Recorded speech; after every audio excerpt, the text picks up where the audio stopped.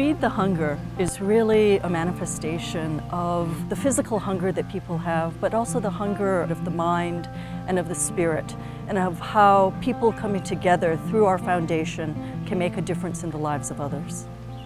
Internationally, we started working in Inner Mongolia.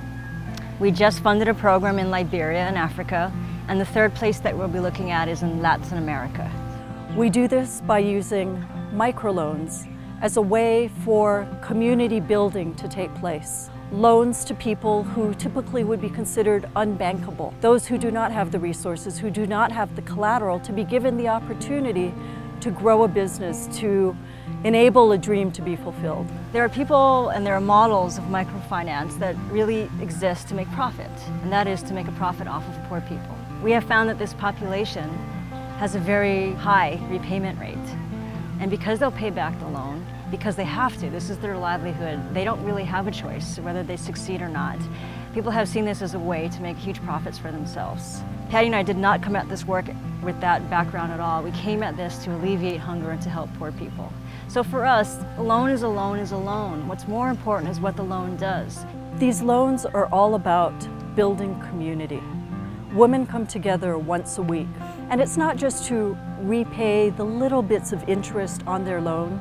It's to come together so that in a small group we may each provide a bag of rice, so that this week you will be able to take home the 7 bags and know that you will have enough to feed your family.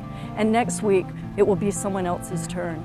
It's women coming together to join in song, to join in dance, to rebuild the very communities sometimes that wars have ripped apart for the last 20 years. Our Liberian microfinance partner, when she started to make small loans to people, what she saw were beggars on the street. Now everyone around her said, "Ma'am, that is a bad idea." When Denise and I went to visit, these beggars were no longer begging. What they did was they bought big, large bags of charcoal, and they broke them up into smaller bags because from their laps, they're able to sell these small bags for mere pennies. And the amount of pride that they had was incredible.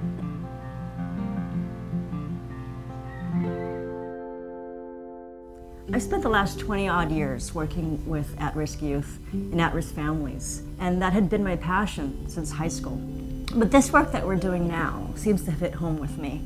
And as I think about it, what we're doing is providing opportunities in the form of loans to predominantly women who are just so committed to empowering their children, their families, their community, and who daily do selfless acts to help others. And I thought about this and tried to figure out why this meant so much to me and why it feels so right to me. And I realized that it's because of my background and where I come from. I come from a generation of a very strong grandmother and a very strong mother. And my grandmother overcame tremendous odds and some very difficult situations in life to become the matriarch of her family. And she did this with grace and with compassion, never saying a negative word about anything or any experiences that she had. That was passed on to my mother, who was a very successful businesswoman, and yet all along the way did it with grace and compassion, and always doing it to help her family, her children, her mother, and not for the fame and fortune that came along with it. I had a grandmother who had bound feet.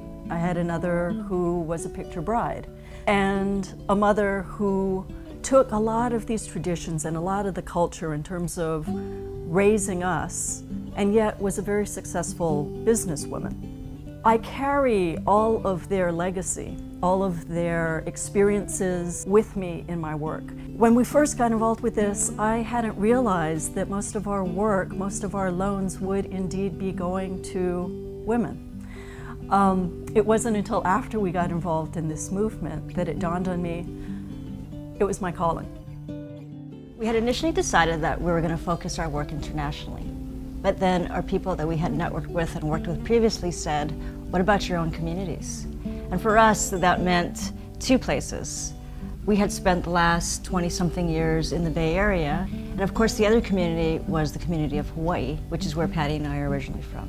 So many of the wonderful things that we've learned internationally, the strength of communities, the ability of individuals to be resilient, are really many of the strengths that we have here at home in Hawaii. And we saw this as an opportunity to have lessons shared and to bring our finance work home.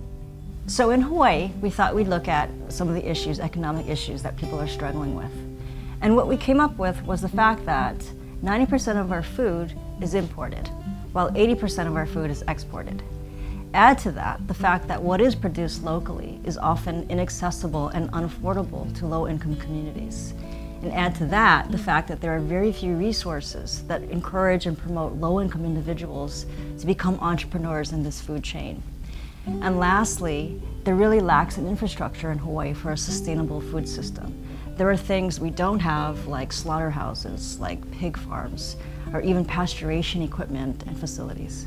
The goal of our Food for Thought program here in Hawaii is to ensure that local, healthy, sustainable food is affordable and accessible to low-income communities.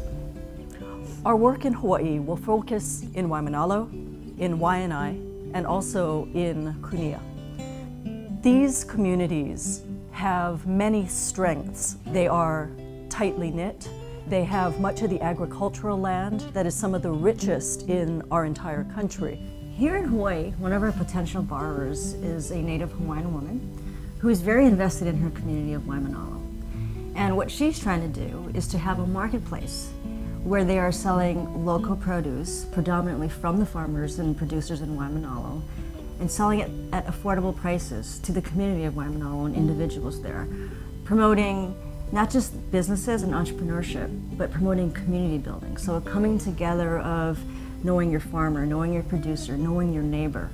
And there is also a farmer, a Laotian woman, with 5 children whose husband was killed during the war. She has been growing vegetables from her backyard. She needs a little bit of income, a small loan from Feed the Hunger Foundation, so that she may expand her business to be able to sell the produce to an organization such as the Waimanalo Market and support her children.